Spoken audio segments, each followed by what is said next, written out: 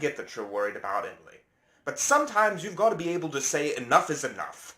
I mean, you have so many baby proofs on the toilet that I need an instruction manual to take a dump. Huh? Oh. Well, by the position of the sun in the sky, I would say that it was daytime. Probably.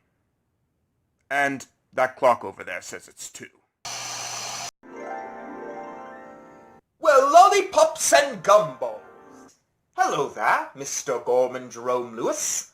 My name is Twinkletrouser, very second class.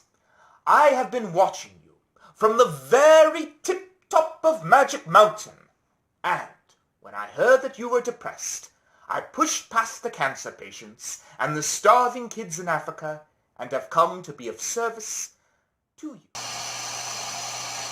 Check out this new experiment I'm trying. So, I glued these bouncy balls on the bottom of this board, and I'm going to strap it to my feet and jump off the roof. That way I'll be able to bounce all across the neighborhood. Pretty cool, right? Now it is time to split positions. For Frank and Jerry Lewis, he gives his clock. It can't actually tell the correct time, but he says it has a lot of sentimental value. To Corey and Mike Beneducci, he gives his conch shell. If you blow this when danger is near, someone is sure to come to your aid. That is all he was willing to tell me. There you are. To Harold, he gives his Cranium Cadou board set. Some of the pieces are missing, but he said you wouldn't mind. To Stephen Keane, he gives this fish. He said that you would understand. I don't understand, but thank you very much. To Gorman Frederick Lewis, he gives his pet teddy bear, Charlie. Here you are. Oh, Seth.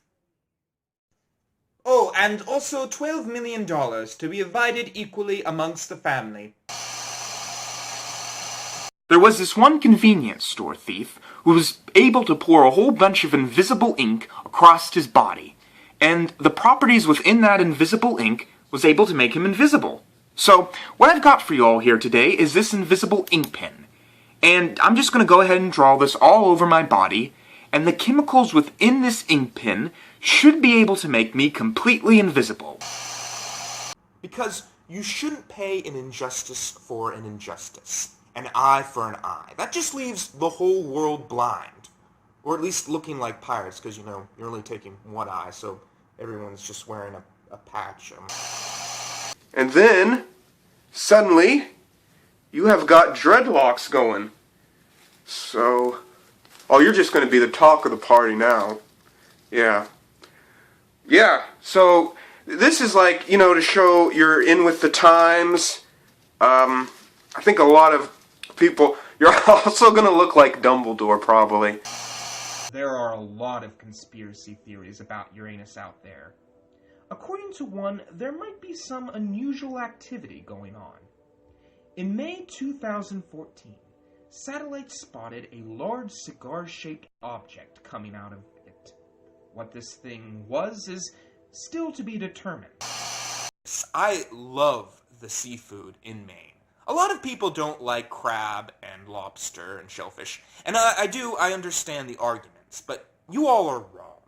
And one of the commonest arguments against seafood is that it's too hard to eat. It just, you know, it's so hard. And, you know, it's just, all it is this. This is all you're doing. It's just this, and then you do this. I really don't understand the level of difficulty. This is something that even a baby could do. Just this. These bloodstains are going to take forever to get out. But we're going to have a heck of a hotel bill. Now, I knew we should have had vacation with Sherlock Holmes or Santa Claus. That would have been the better choice. But no, Seth had to go with Dracula.